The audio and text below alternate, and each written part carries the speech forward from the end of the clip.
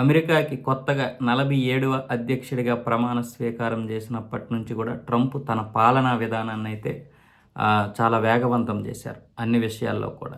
ఇప్పుడు Israel, Hamas మధ్య జరిగినటువంటి భీకర యుద్ధం వల్ల దాదాపు 40,000 మంది పాలస్తీనీయులైతే చనిపోవడం జరిగింది. 1,200 మంది ఇజ్రాయేలీలు చనిపోయారు.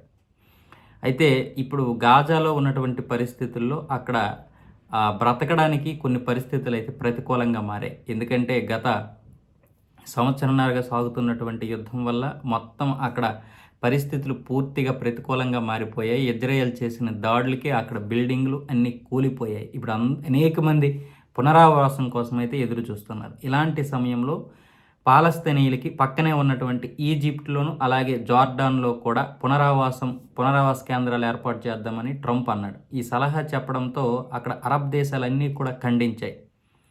ఏ దేశంలోనూ పాలస్తీనీయులకి పునరావాసం అవసరం లేదు, పాలస్తీనీయులకి గాజాలోనే పునరావాసం ఏర్పాటు చేస్తాం. ఎందుకంటే గాజా పూర్తిగా భీకరంగా తయారైంది.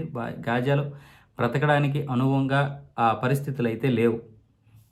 ఇప్పుడే ఇజ్రాయెల్ అలాగే హమాసుల మధ్య విరమణ జరిగింది. దాదాపు ఇది 60 రోజులు కొనసాగే అవకాశం ఉంది ఈ కాల్పుల విరమణ. ఈ సమయంలోనే ఎక్కడికక్కడ వారు అయితే స్థిరపడాలని చూస్తున్నారు.